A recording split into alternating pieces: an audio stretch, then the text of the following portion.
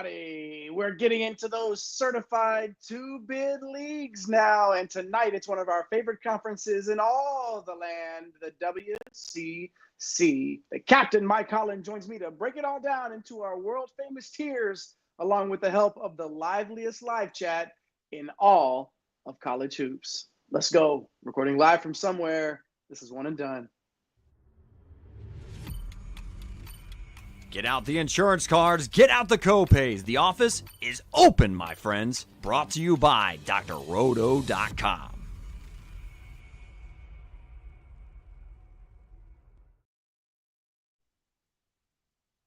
That one and done train. Did you get me there? I got muted there in the middle of it. Do we need to do it all over again? It's time, baby. Once again, let's do it. Let's hop on that one and done train. Welcome to One and Done. Bienvenidos a todos a One and Done, your fast break of college basketball información.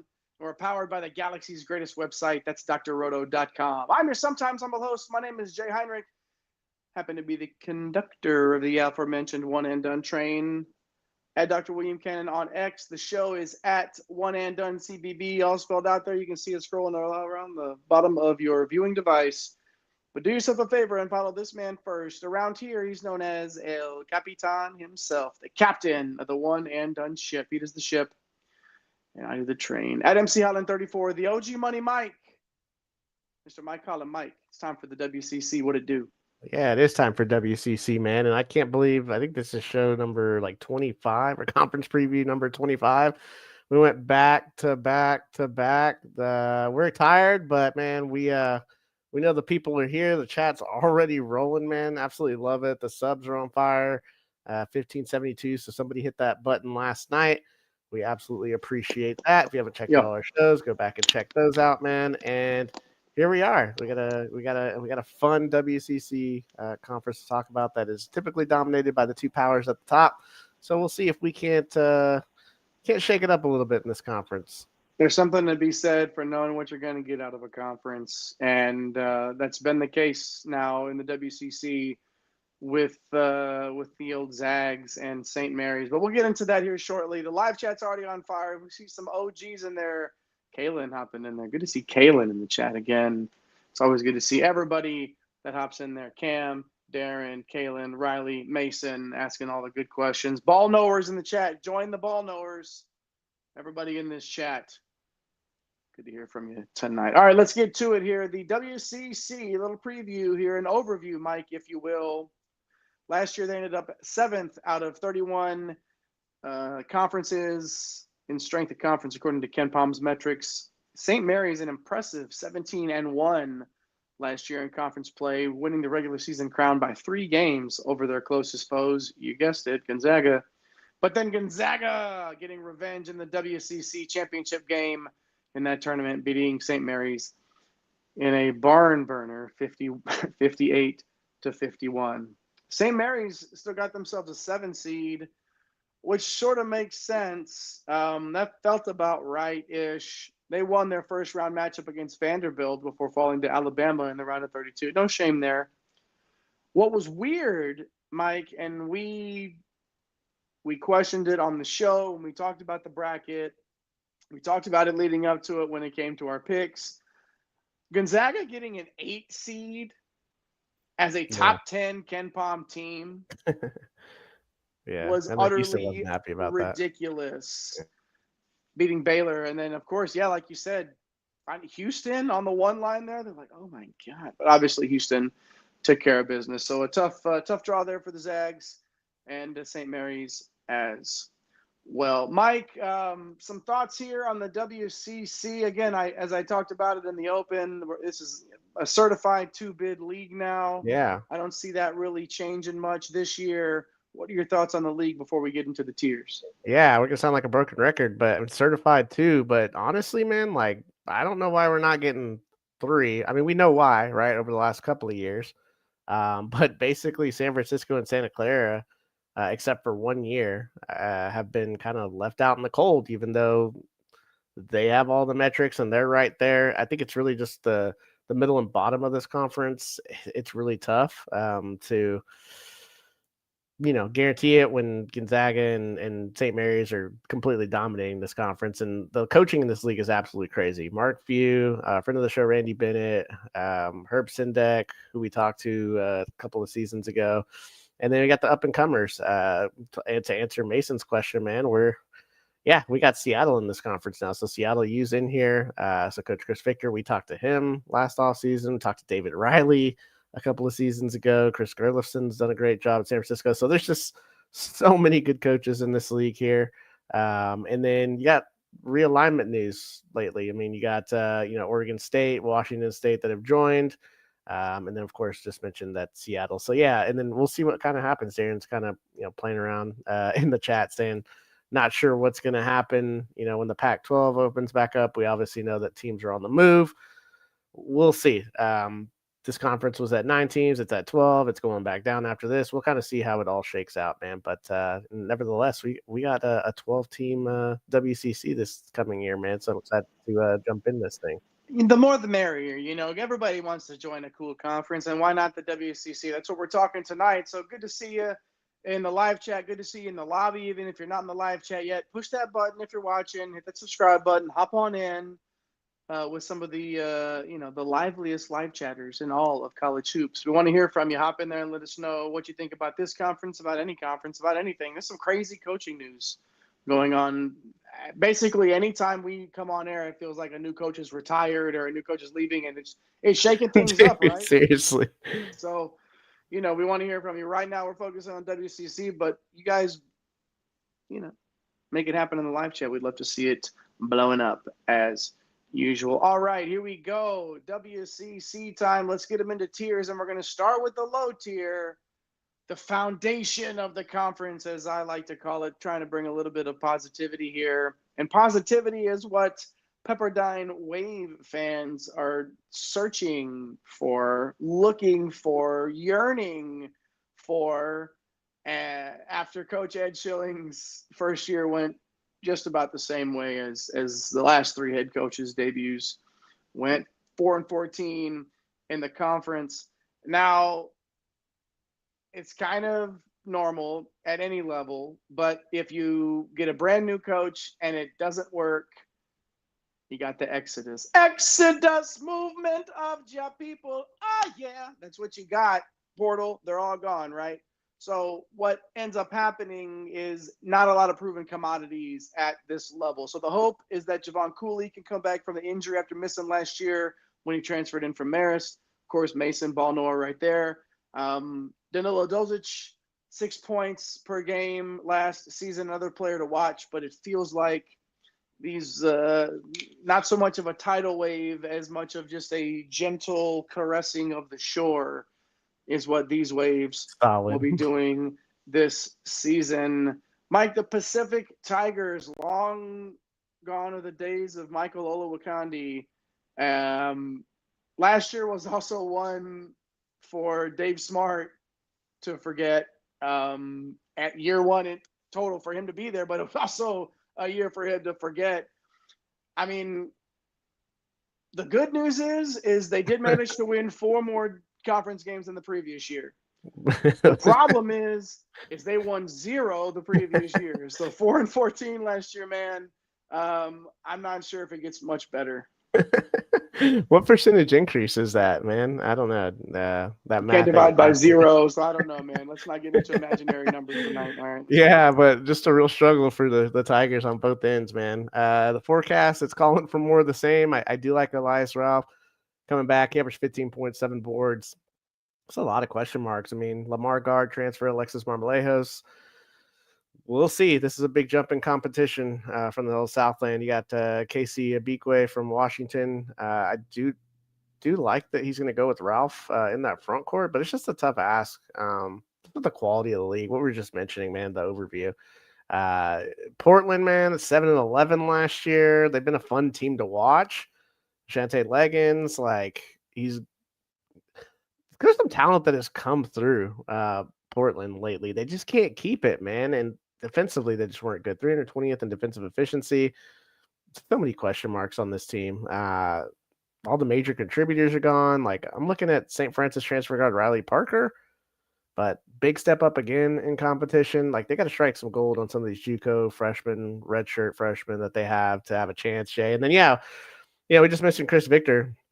It was awesome talking to him, and I like what he's done since the 21-22 season. And now they're moving to a more competitive league. Certainly going to be a challenge for him. Point guard Malik Arrington, he didn't play the 40 minutes a game that he was playing at Idaho State a couple of years ago.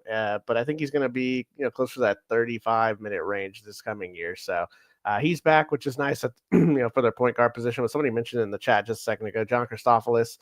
Riley, definitely going to be a key for them. He's going to soak up a ton of usage. He's got to improve his efficiency, though, man.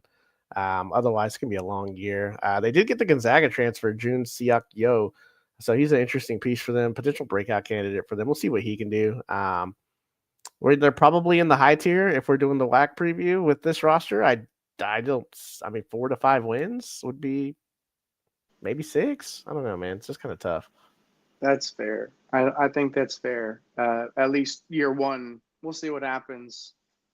I also am a big fan of Coach Victor, but we'll see.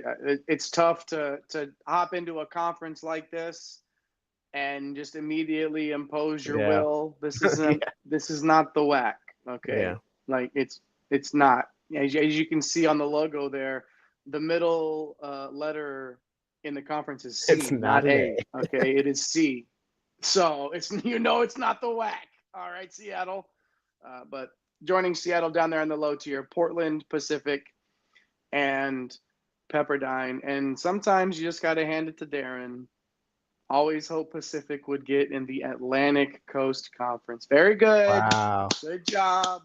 Wow. Manifest nice destiny right there. Very good. I'd love to see it, Darren. Love to see it. Keep it coming. Join everybody in the live chat. If you haven't already, push that subscribe button. What are we at? 1,572 at the time of recording here. Somebody go take a phone and press the buttons. Yeah.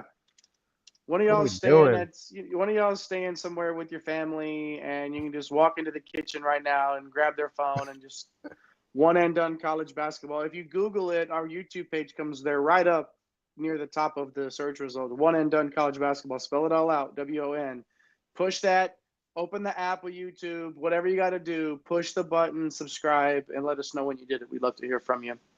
For sure. Yeah, and this is the thing is that we'll take those subs any way we can get them. Push the notification bell too, just so then they'll see it coming on and they'll be like, "Oh, what's this one and done college basketball? These guys must really know their stuff," and they might be right. So get them to push that button. We definitely appreciate that. Shout out to Nate pushing the buttons tonight, the Hall of Famer himself, at Napesy Hustle over on X. Shout out to Eric the Blue getting the studio already at Fantasy Nav in those Twitter streets, and shout out to you for hanging out with us as well. All right, Mike. That was the low tier, the foundation. Last show out, there were 3 on the bottom and then 6 in the mid tier. Looked like a big uneven stair step there. Yeah. Tonight, a little bit more even of a visual for us. Flash them up there in the mid tier. 1, 2, 3, 4 across the board. And I'm going to start with the Toreros of San Diego, which is Spanish for San Diego Toreros. Nice. 2-16. In the conference last year. So, Mike, why the jump to the mid? Well, there's a little bit of coaching pedigree that goes along with this, and when you combine it with this roster that Steve Lavin has cooked up, it sort of makes you feel like that 2-16 is going to be much more of an aberration in the past, and that they'll get it back here on the right track. KJ Bradley, 14.5 points, 3.5 dimes for them, coming back, very productive. But the outside shooting is what needs to improve there a little bit. They surround Bradley now with 3 really talented transfers: Wake Forest guard Tyler Johnson, Georgia State wing Toneri Lane, 14 points on 35% from deep, and then Colorado forward Hassan Diop as well. Somebody that when we were talking about, we were looking over everything earlier and before we went on air, Mike, and it's like Diop is one of those guys, obviously a very unique name, but that 4 points per game that he averaged at Colorado is not representative of the type of production that San Diego is going to get out of him in this conference. Let's go back and talk about Johnson real quick. Dynamite scorer, right, when given the opportunity. Lane, experienced floor spacer. And then we like Diop for a lot of reasons. It's that athleticism, though, that really sets him apart from everybody else. We like the roster. No doubt about it. As John said, best roster they've had in years, right? Along with Bradley, will the rest of this team be able to make those outside shots consistently? Torvik loves the upside, a top 90 team here, according to that. But defensively, I think is where the setbacks will occur. But again, going to have to agree with John. This is definitely one of the best Torero rosters in recent memory. No doubt about it. We'll see if Coach Lavin can get things done there in San Diego. Mike, Washington State, the Cougars, rar 8-10 in conference last year. Friend of the show, David Riley, out there in Washington State now, and a lot of his heavy hitters are gone. Coward, Watts, Calmes, out the door.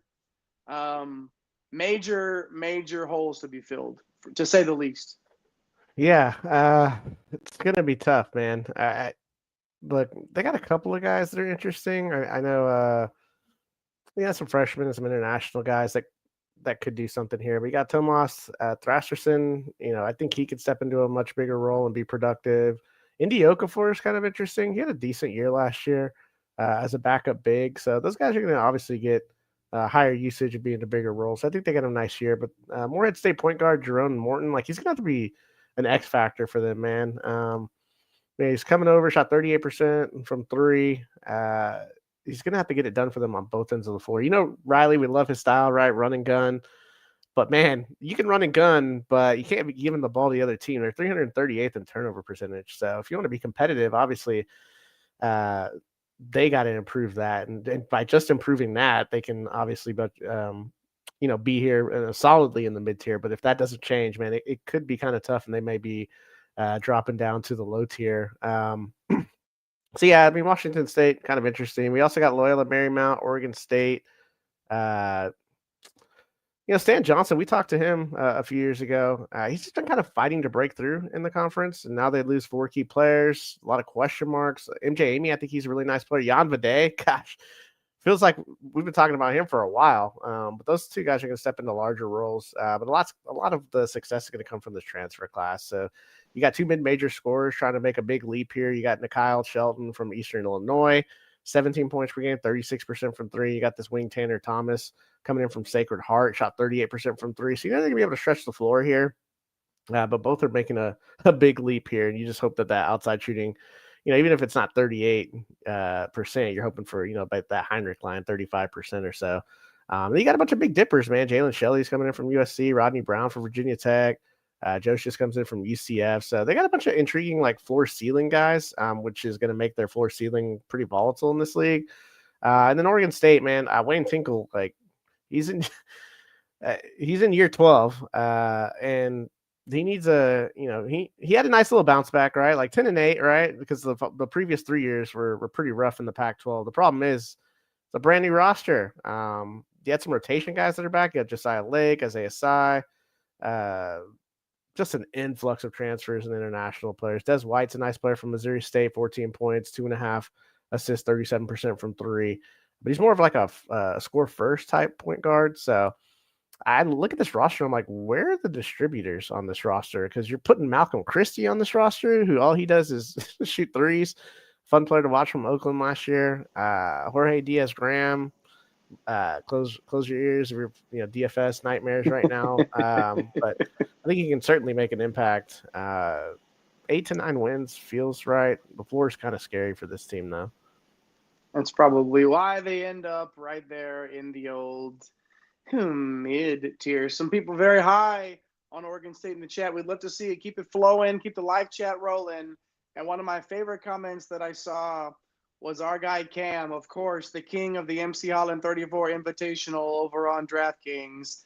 talking about cheap players and up-tempo games when it comes to Washington State early in the year. I'm sure we'll touch on that as we get closer and we start talking about our DFS lineups, our slates, and all of that good stuff. So push those buttons, like and subscribe if you haven't already, notification bells, so you don't miss a minute of our college basketball coverage, whether it's the rest of these conference previews. We've got 6 more to go, and they're the big ones. All That's right, it? we're only getting bigger. I know, man. It just feels like the off season has flown by. When you've been doing conference previews since the middle of July, it sort of just, it all just sort of flows together. So thanks for everybody for coming along on this ride with us. We definitely appreciate that. And thanks for pushing those buttons, showing us some love, whether it's on Twitter, X, whatever you call it, or right here on YouTube. We appreciate the love. So thanks for hanging out with us here, right here on One and Done. All right, let's move on now to that high tier. I wonder what teams are in this tier. You can do some math here. 1, 2, 3, 4. No spoilers. They're all up on the screen. I'll start with the Zags. Easy one for me. Is Mark Few going to get his natty, Mike? Well, I mean, listen. Like it's almost like do you just want to keep picking them in your bracket until it happens? Like, I mean, do you just take the ride? So I think this year on a national, they're going to be the favorites to win the conference, right? But they're, it's them.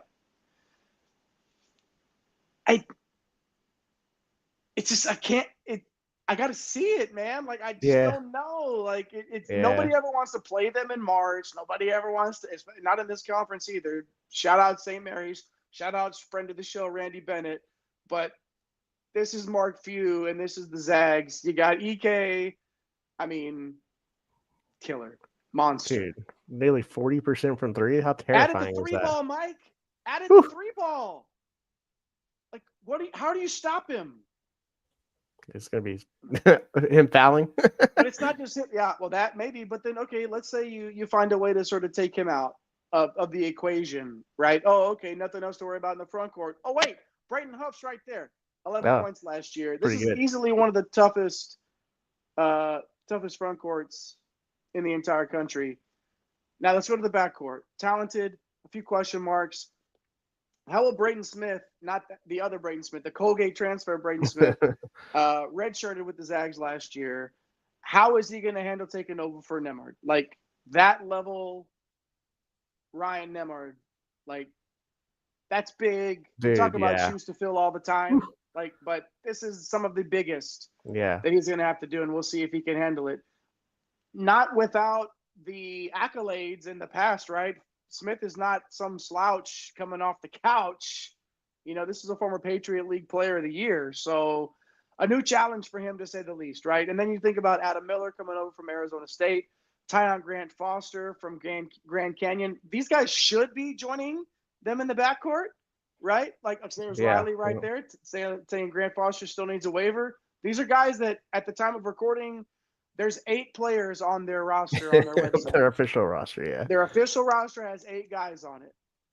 So, will Miller figure it out? Will Grant Foster make his way onto campus? Who knows? What about Jalen Warley, Mike? Another guy. Like, I think we feel a little bit better about him, right? He's a little bit interesting. He's been around a little bit. That's an interesting piece that, even though it's not listed on the website, right? Like, he's around and he'll be there. So I don't know, man. Like, it's just you can give all the accolades you want, give them all, right? Is the shooting going to be enough once they get to the tournament? Yeah, and that's really the name of the game, right? Like, are they going to knock down the shots? I don't know, man. I just want to pick it. I think, of all of the teams, of all of the coaches that have not won a national championship, aside from, of course, the University of Texas. But the Zags, like, for me, that would be the one that I would just feel like, you know what, that's great. Have at it, man. Why not? And I think it could happen. I don't know if it could happen this year. We'll see. The Gales, Mike, of St. Mary, moving on here, 17-1. I guess they're just chopped liver. We're giving it to the Zags already. Yeah, Just hand it right. on over. Give it to him, man. I think Randy Bennett's squad is going to have a little bit to say about that. And again, we let off with the Zags, but nothing that Randy Bennett and St. Mary's has accomplished should be overshadowed by anything Mark Few has done. These are standalone achievements. This is an impressive program that has been built over there. And now we've got a roster just like anybody else. You're losing some guys. Yep. But unlike many other programs, with the culture that Coach Bennett has created, and he talked about that with us directly a couple of years ago, they want to stay and play for him, and a lot of guys have done just that. Yeah, I think only a couple of guys out the door and that's really what it's been every year since the portal's really open. They keep their guys and they develop them, man. And look, I know the Marshallona Saxon era is over, but the majority of the roster is back. You know, Morauskas is back. I thought he was a nice breakout player for them. He's got to improve his efficiency, and he kind of slowed down after the midpoint of the year. So obviously he's going to be one of the keys to this team, and a bunch of role players that are going to step into big spots, and they flash big time talent. Mikey Lewis, the guard, I think he's going to be an absolute bucket getter. I mean, averaged 8 last year off the bench. You got Harry Wessels, who looks like $1 million. He's going to be a big body. It's going to be tough for people to handle him inside. Dylan Shaw, I think he was mentioned earlier in the chat, or if he wasn't, then maybe I'm mistaken. But he's a 4-star forward, so we'll see what he can give them. But you know that Coach Bennett, he's just going to find a gym with some of these international guys and maybe another freshman that we didn't mention. But that's just what they do, man. So just don't be surprised when they're knocking on the door for the WCC crown at the end of the year. But we got 2 other teams, man, because it's always St. Mary's, it's always Gonzaga. San Francisco and Santa Clara, they're always talking about knocking on the door. They're legitimately always knocking on the door. They're always at 12 or 13 wins, it feels like, in this conference. Chris Gerlofson, he's done a great job since taking over Todd Golden. They won 68 games the past 3 years. They finished 66th and 65th on KenPom in the last couple of years. So just due to that dominance at the top of the league, though, they got to win the conference championship. And the way they set this conference tournament up, it's hard because they basically put Gonzaga and St. Mary's in the Final Four. You basically have to beat 2 or 3 teams to get to them, and then by that time, you're tired. So, yeah, it's tough for them, but I don't know. You got Thomas and Williams are gone in the backcourt. I like Ryan Beasley coming back. He flashed, especially at the end of the year. Tyrone Riley's a nice player. I like the forward, Nduedo Newberry. 8 points, 4 boards. He's gonna improve on that. So we got Rhode Island forward David Fuchs. He's gonna be in here. He's a strong presence inside. You have the other Diaz Graham. Guillermo is joining the Dons here, man. So they got a lot of guys in the front court, a lot of bodies they can throw around. You're gonna need that with with Wessels and Ike. But yeah, I think the guy that to really look at is Mookie Cook. Like, what is he gonna do? Former 5-star kid, just dealt with injury, got lost at Oregon. Like, if he just unlocks 80% of his ceiling, he's gonna be a nice player for them, man. And then finally, we rounded out here, man. We got the Broncos. Coach Herb Sendek, he was a fun interview. Yeah, we got a couple of years ago, we got to talk to him, and they lost a lot of talent, but on paper, it doesn't look as scary because they played so many guys last year. So yeah, like the minutes per game was just completely spread out, but you have key players back. Brenton Napper shot 43% from 3, the guard. Elijah Mahi, one of their better players per minute. Those guys are going to step into more of a higher usage, high prime roles, bigger minutes. You got the Michigan State transfer, Normand, definitely a breakout candidate. Just couldn't find the floor during his time in East Lansing. And the one thing that I'm really worried about Santa Clara this year is the youth. They're going to be pretty young. So the depth on this team, it's going to be a bunch of freshmen and redshirt freshmen. So look, these 4 teams at the top, this is a consistent league. I mean, everybody in the high tier won 12 plus games. And it's kind of been like that for the last, it feels like forever, so it's just kind of one of those things. I think we're going to see more shuffling between the mid and the low tier. Then we'll see at the very, very top, and we'll just see if San Francisco or Santa Clara can earn enough non-conference wins to get a third bid, or if they can somehow beat Gonzaga and St. Mary's in back-to-back nights to win the conference tourney. So that's just the way it is here in the WCC. The bigger these super conferences get, the more bids they get. The fewer bids that conferences like the WCC get. You have to be undeniable. Mason thinks San Francisco is just going to do the thing anyway. And if they do that, okay. If that's the case, then they're getting 3 in. They're getting 3 in. Yeah. Unless, there's just no way. There's too much talent on Gonzaga and St. Mary's for them to not be ranked during the year. St. Mary's would have to just go really do something they haven't done in forever. Yeah. So I'm not betting on that happening. So if San Francisco is indeed that team to shake this shit up a little bit, this does become a 3-bid league, and then who gets taken out? The 17th Big Ten team or whatever? Who knows? That's in Nebraska. For another show. Yeah, Nebraska. Great. Wow. All right. What a show. What a show. Let's run it back down from the top. Let's down from the top. I don't know. Okay, let's go to the top here. The high tier. Gonzaga, St. Mary's, San Francisco, and Santa Clara. Nobody is surprised, right? The old mid-tier, San Diego, Washington State, Loyola Marymount, and Oregon State. Shout out to Oregon State in another conference here, just bouncing around, doing their thing. Nebraska, sorry, Mason. And then down here in the low tier, we're going to start with, I'm going to bring up Seattle first because a lot of guys in the live chat thought that Seattle should have been in that mid-tier, in that tier 2. So we'll come back later on and check on that. So obviously we like what Chris Victor's doing down there. Wouldn't be surprised, Mike, if, like you said, they, these low to mid guys are the ones that are bouncing around a little bit. But right now, Seattle, Portland, Pacific, and Pepperdine, the 3 Ps, a little bit of alliteration down there on the bottom along with the Red Hawks of Seattle. All right. Good stuff, man. The live chat was on fire again tonight. Darren reminding us that he will not be playing Jaden Epps in the MC Holland 34 Invitational once we fire that thing up. Shout out to Sister Jean. Dude, getting all kinds of news. 148 years old. Congratulations to her for finally calling quits. What's it? 106? Yeah, old. I can't believe it took her that long to not be able to make it into work anymore. I'm 41 and I'm just like, can I just call in tomorrow, dude? What are we doing? She's 106 and is begging to go to work. Amazing times, man. Hey, what a time to be alive. Shout out to everybody for hopping in the live chat. It was on fire. Darren, Mason, Cam, John. Who else was in there? I saw somebody.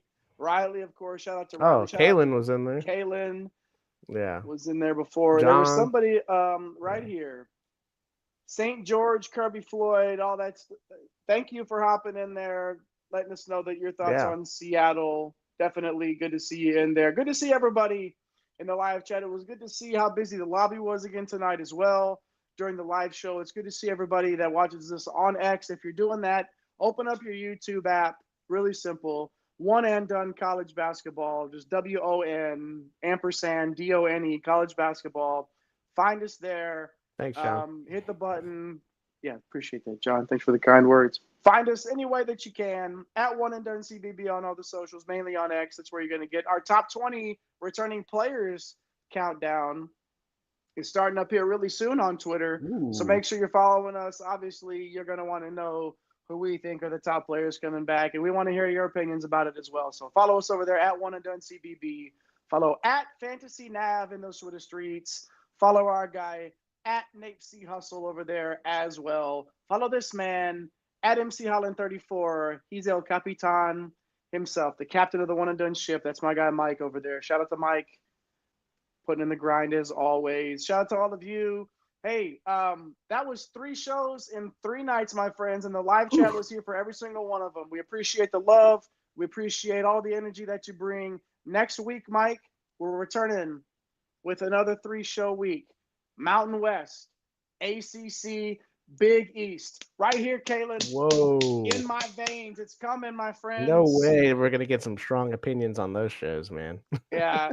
I don't think anybody's really going to tell us how wrong we are on those shows, to be sure. We'd love to hear it. We'd love to hear all your opinions. We'd love to hear your takes. We'd love to hear your knowledge. You're a bunch of ball knowers. And we appreciate the love and support no matter what. We'll see you next time. Tell somebody that you love them and take care of yourself. Until then, my name is JAYHEINRICH. Come again. Peace. Thanks for stopping by the office. Get your fantasy prescription by subscribing to the channel and checking out drroto.com. And until the next visit, be well and take care.